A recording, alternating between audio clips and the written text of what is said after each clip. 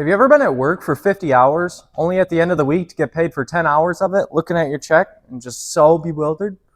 Me too. I don't know of really any other industries that do it quite like mechanics do it, and honestly, it's probably a reason that mechanics are leaving the industry in droves. The unemployment rate inside of a shop is the highest it's ever been.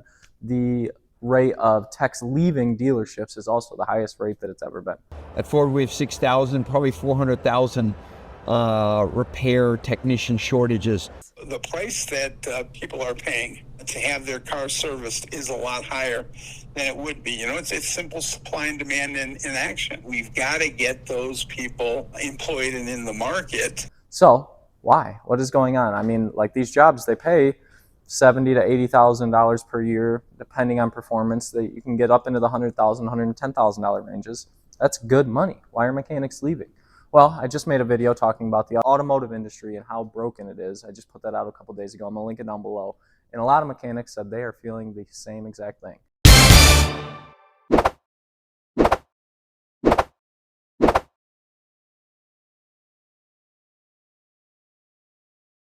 I'm going to share a couple of the reasons why I left, a couple of the reasons that I know of other people that have left, and then what the general consensus is from online mechanics or just the population of technicians that are fed up with this industry. So before we get into this, if you could hit like, subscribe, just boop those buttons for me. It is super helpful for my channel. I appreciate it a ton. And like I said, I'll link that other video if you want to go check it out after this. But mechanics, we're leaving the industry, and the first thing I want to talk about is upward mobility. As a master mechanic, you get to that level, and once you get to that level, it's a long path to get to the level of where you are actually a skilled master mechanic. So let me kind of dive deep into what I mean. Master mechanics are generally seen as a master mechanic once they get their master certification level. So you have state certifications, and then you have ASE certifications. When you get your master level and your ASE certifications, you're typically considered a master. The problem with that system is you can become a master mechanic without ever having worked on a car. You can go to college, you can get all those certifications without ever touching a car, without ever being inside of an auto repair shop. And if you go that route, a lot of mechanics won't respect you. Most shops won't even hire you because you don't know how to work on cars. That's just the brutal truth. If you haven't worked on cars in a shop environment, you don't know how to work on cars. It's very, very different. It's high stakes, it's high pressure, and it is get it done now. But besides that point, once you make it to a master mechanic, let's say did it the way that I did it, you've worked your way up to a master mechanic, you've been in a shop the whole time, getting your certifications as you're learning. Well, I've got 5 years in the trade, I've now got my master certs, and I'm at the point where I have a lot of experience, I've done a lot of jobs, I can pretty much tackle any job that comes my way, but I haven't done every job. So like a job that I've never done before, I'm probably going to have to do some research on it. I'm probably going to have to teach myself how to do it. I'm going to have to go through procedure. I'm going to have to learn to do it because that's what my job is. I'm not an encyclopedia. I don't have the knowledge of every single car that's ever been built and how to fix it. That's not realistic, especially with how many cars are built. So you got to have a good diagnostic process. You got to have a good repair process. But anyway, once you get past like the 10-year mark, you're pretty solid in your repair process. You're pretty solid in your diagnostic process. You've seen just about every type of job that can come through the shop, whether that is like communication issues with wiring, whether it's engine issues, transmission issues. You've seen it all. You've worked on it all. So you have a fair level of confidence to go into every other job. Well, once you're at that point, there's not really a upward mobility. You've kind of already maxed out your pay. You're already making probably really good money, $80,000 to $100,000 a year, and you're kind of just stuck there. I mean, you generally will work there for 10 to 20 years, and some guys will go start an auto repair shop. Some people move into like a working foreman role or a job dispatch role, but there's nowhere to go past master technician. You just become a master technician and you work that until you're 65, you retire, and typically your body's really beat up, your home life's beat up because it's it's a hard job, it's a lot of pressure, and you come home and you're angry all day. I mean, think of a mechanic that you know in your life. They're probably pretty angry or frustrated most of the time, and it's just the job. It takes so much out of us that we don't have anything left to give to you, and I'm not going to put on a fake face for everybody else when I don't have the energy to do it for myself. And I know other mechanics feel that way. But anyway, upward mobility, very limited as a mechanic. You can move into service writing, but that's not really moving upwards. It's kind of like a horizontal change. We're on the same level. Mechanic and a service writer, they do very different jobs, but they're both extremely needed, and they get paid typically about the same. But the second reason, and I guess I would say the main reason that most mechanics leave, would be the flat rate pay scale. So flat rate pay, you get paid based on what you get done. So you have like an hourly rate, but your hourly rate is for labor hours. So like, let's say you get a job in, the job comes in and it's brakes, you got front brakes. Well, that job typically pays 1 labor hour. So no matter how long I work on that job, I can take a full day on it, I could take 3 hours, I could take 30 minutes. I'm only gonna get paid that 1 hour regardless. So if I get in a lot of brake jobs, a lot of suspension jobs, a lot of front end jobs, a lot of starters, alternators, water pumps, quick stuff, I'm going to have a really, really good check because I can typically do that stuff in under time, because generally doesn't take a full hour to do both brakes, especially once you're experienced, you have a system in place, it takes you about 30 to 45 minutes to do them correctly. Well, same with all the other parts. You generally get that system in place, they become easier, you get more experience, you become faster. Well, when you get into more difficult jobs, when you live in extreme climate areas like I do in the Rust Belt, jobs become difficult. Bolts break, things out of the ordinary happen, unexpected things happen. And when that does happen, it's not the dealership that takes the hit, it's not the shop that takes the hit, it's always 100% of the time the mechanic that takes the hit on their paycheck.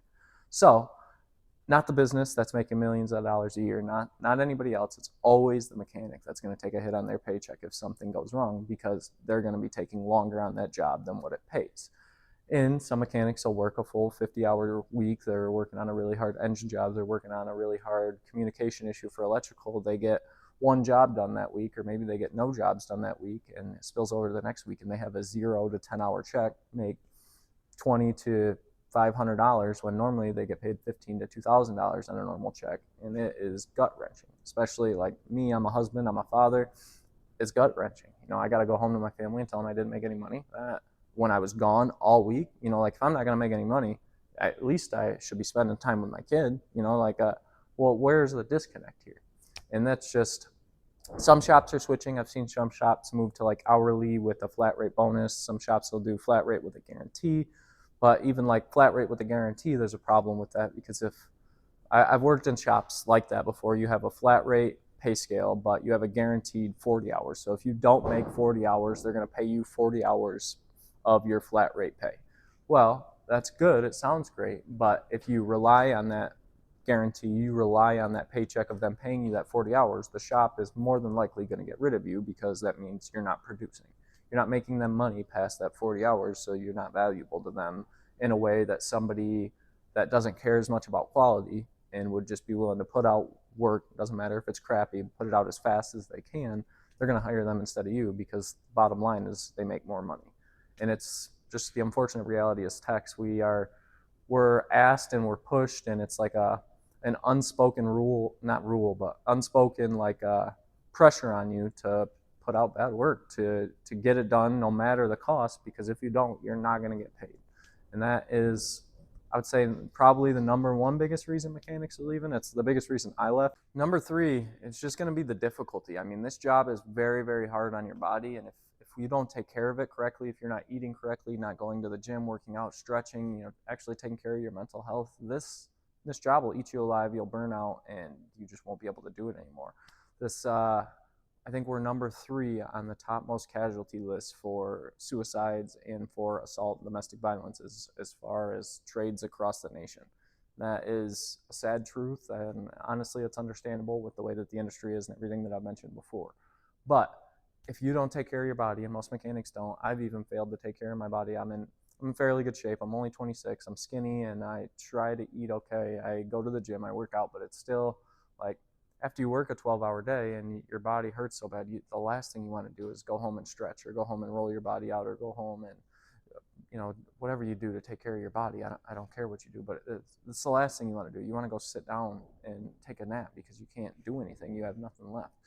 And maybe that's just me. Maybe I'm just a sissy, and go ahead and let me know in the comments. But it sucks. It's hard on your body, and it beats you up. And then on top of that, you have all of the other issues. Like, I could deal with the strain on my body. I can deal with the hard physicalities of the job, but to put the hard pressure, the hard mental stuff on it from management, from all the different aspects of the automotive industry and the shop, it becomes unmanageable to deal with either one.